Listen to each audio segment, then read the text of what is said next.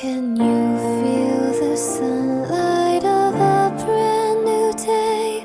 Our hands held tight together, chase the gray skies away. Can you hear the music of our lullaby? The bloodshed and the tears have passed into the night.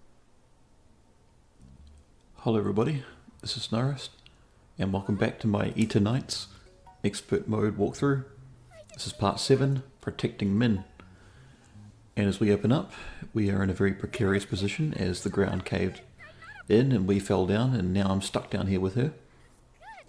But as I said before in the last video, if you saw it, out of all the characters that you can romance in this game, out of all 4 of them, I still think Min is my favourite. There's just something there's something really gratifying to a guy about an adorable girl who is still capable of doing many things and is still quite capable of taking care of herself, but still depends on other people when she knows she can't do something on her own. Could be a little goofy, a little silly, but ultimately she looks up to you. And even in the context of your main character, he's not the most capable or the most well put together of people, she still depends on him, she still looks up to him, sees the best parts of him, and in turn, you know, as a guy sometimes, what it can do for you and your confidence is, you know, give you the courage to stand up and be the man that she thinks you are. So it's a little bit much to get meta about this whole thing, but that's what I really like in women, especially the ones that can see the potential that a man can be and how strong they can be when given the correct kind of purpose. Because that's really what it all comes down to. Like men at their core are all warriors, even if they're not walking that kind of life or, you know, going down that path. All of them have a sort of instinct to fight and to protect. It's just how they're built and how they are and how they were all made. You know, you can't undo thousands of years of genetics and stuff no matter what they tell you. So in this section here, you are defenseless, and by the way, you can fast walk. Instead of sprinting, you'll fast walk, but make sure you do that so you can get away from this a lot quicker. And this whole section here, for the most part, is just carrying Min on your back. And this introduces you to the green slime, where it'll slow you down when you move in it, and it will slowly drain you and kill you eventually. So I'm not even sure what kind of infected creature this is, or construct, or whatever it is. But you want to move behind that rock there and stand in the slime a little bit, then you can walk out of it just fine. Continue on through here, and in this next section coming up, there'll be a very thin path through the slime that you'll have to walk, and if you get stuck in the green for too long, then one of these construct guards that pop up will fire a laser at you and it will hit you. So you can get stuck in the green for a little bit, but try not to make it too long. See, I got stuck a little bit there. By all accounts, this should hit you, but it doesn't.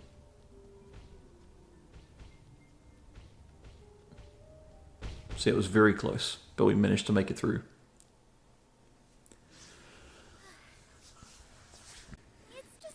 Now, even though I've pretty much summed up a lot of what the deal with Min's character is and why I find her pretty inspiring and why I really enjoy the romance between her and this main character, I'll talk more about her and Sia and Johan as we get into the days of Act 4, which is still a few parts away, because this is not a very long act. But what I will say right now is just talking a bit more about Min in terms of how I found her when my first time through Eternights. Because on my first time through, I knew there was going to be romance, but I wasn't fully aware of who the characters were and what they were all about.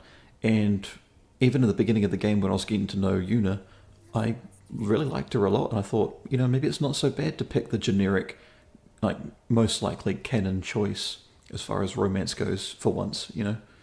Maybe it's okay.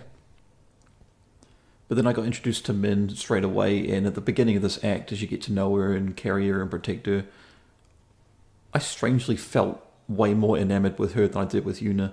And then as time went on and I learned more about, you know, where she came from during this apocalypse and her friends and how they were all scavengers and they're all quite capable, but then, funnily enough, even though it's not addressed in the flashback she shows in the artwork, the infected creature that killed all her friends and, distracted him so that she could get away, it's actually the same boss that you fight at the end of this act. It's the strangest thing. It's also quite cool as a narrative point. Again, I thought I should have put a bit more emphasis on it, but they didn't. Bit of a missed opportunity, I reckon, but you can tell in the artwork that it's the same one, although you could also argue that Min was hiding and she was too scared to look, so that's why she didn't quite recognize the infected that did this. So this entire hospital sequence right here is mostly pretty simple. This one is a little bit confusing at first, but there's going to be two of these things, and one of them is going to be a lot faster than the other, because the other is meant to be very, very slow. You need to hang out before the slime so that the one that's fastest is going to come for you and thinking it has a chance, and the moment it gets too close, you get into the green slime so it can't hurt you, and then you start wandering the other way, and it can barely miss you. So I've been through this a lot faster, but how close I got with that infected, you've probably got like another second or two before it kills you, so you should be alright. There's going to be a transition here as we go to a boss fight, and this is kind of a mini boss fight because you will be fighting this enemy a couple times in the other characters' different quest lines, and you'll fight maybe once or twice in the main story. But I call this one the Puppet Master, I believe, where it's got this weird kind of kid just sitting at the top of this sort of mushroom fungi like statue thing. And these attacks are pretty hard to dodge, and the hitboxes are a bit strange. This boss is really difficult to begin with just because you don't have as many moves and it's not as capable. You just need to hold out for about 30 seconds or so. You don't need to fight it, you don't need to run from it. If it kills you at any point during the 30 seconds, that's it. But you just need to run away from it and keep away from it, and then Min will eventually stand up and fight, and she'll reveal her elemental ability. So if you see any of these creatures that have the purple fist with the light symbol, then she can use her electricity to break through it. To dodge that attack there and get the perfect dodge, you need to be right up to him and dodge left to right, either really early or really late. It's a lot harder to dodge than you think. But this is a pretty tough fight because it's got 3 portions to its barrier, and Min at this current rank can only use her ability once. Now they're careful of that move there. When he does the wide swipe there with one hand, the second one coming back is a little hard because if you get the perfect dodge on that attack, you may as well just run away, because as soon as the animation continues at normal speed, it's hard to judge. If you can judge it right, then great, you'll do well. But look at that, even after the strike and coming out of it, it still kills me, and that would have, it still hits me, and that would have killed me if not for the endurance skill I have, where I can survive a hit before death. So now the next hit that does land on me is going to kill me. But luckily, my elemental gauge was charged up almost all the way, and then I used Stinger to close the gap. And sadly, because I do like Stinger a lot, once we move on to the next act properly, we'll be able to buy the Blast Sword skill, because Min is now with us, and it's part of her skill tree, and Blast is extremely useful, and I'll get into more details why. Because we're going to have a lot more abilities that we're going to have access to, and I can discuss more about their combat roles, and in Days of Act 4 I can talk more about characters rather than combat abilities, because that's what the next part's going to be about, pretty much. So yeah, with this, you can just use the Elemental Fist to stun him, get the combo and get the strike, use the 2 stingers to get the death blow, knock him down, and by then you've almost got another Elemental Fist charged up. But you need to be very, very careful, because that almost killed me right there.